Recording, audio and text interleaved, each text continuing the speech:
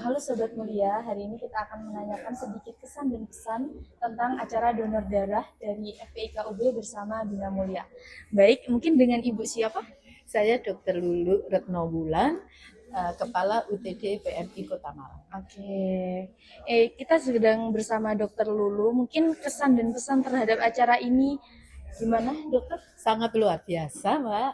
Jadi kami sangat terbantu adanya mobile unit donor darah di Universitas Brawijaya ini, ya, khususnya di Fakultas Perikanan, karena kami mendapatkan ini bisa menyiapkan, jadi mendapatkan bahan baku darah yang akan kita siapkan untuk diberikan kepada pasien yang membutuhkan. Seperti itu. Ya. Mungkin kantong darah yang disediakan dari PMI untuk acara donor darah ini berapa nih, Bu? Yang kami siapkan 200 kantong, ya, karena targetnya 200 hari ini. Dan itu termasuk besar, Mbak. MU, jadi mobile unit yang besar di sini berarti kalau 200. Jadi kalau nanti bisa mendapatkan darah 100 saja itu sudah bagus sekali. Iya.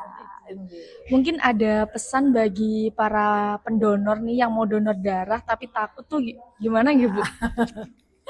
Iya, takutnya itu takut apa dulu? Mungkin Kalau takut sakit ya, biasanya itu takut sakit seperti apa sih? Ya harus mencoba dulu.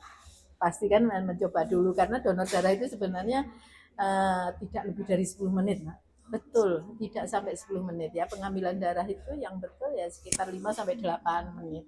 Karena kalau sudah lebih dari 10 menit itu tidak bisa diproses menjadi 3 macam produk darah gitu. Jadi harus sebelum 10 menit gitu. Jadi yang jangan khawatir bahwa nanti kok sakit sekali, paling yang takut jarum itu loh. Tapi kalau harus mencoba. Biasanya kalau ya donor-donor darah yang datang ke PMI itu biasanya mencoba sekali terus seneng. Ternyata hanya seperti itu ya rasanya gitu. Dan menikmati bahwa bisa membantu orang lain itu luar biasa menurut saya. Ya, karena memang darah itu kan tidak ada pabriknya ya, Mbak. Jadi kami untuk bisa mempersiapkan darah yang diberikan kepada pasien yang membutuhkan itu harus ada donor dan sifatnya harus sukarela, tidak boleh dibeli, itu nggak boleh ya. Jadi kan ya, kalau zaman dulu kan ada donor bayaran seperti itu, sekarang nggak boleh lagi. Diharapkan memang sukarela terus rutin, itu akan mudah di tracing. Hasil dari darah yang disumbangkan itu bisa dilihat riwayat donornya, jadi pemeriksaannya bagus terus ya. Jadi keuntungannya untuk donor itu dia akan lebih tahu ya kondisi kesehatannya, karena kan akan diperiksa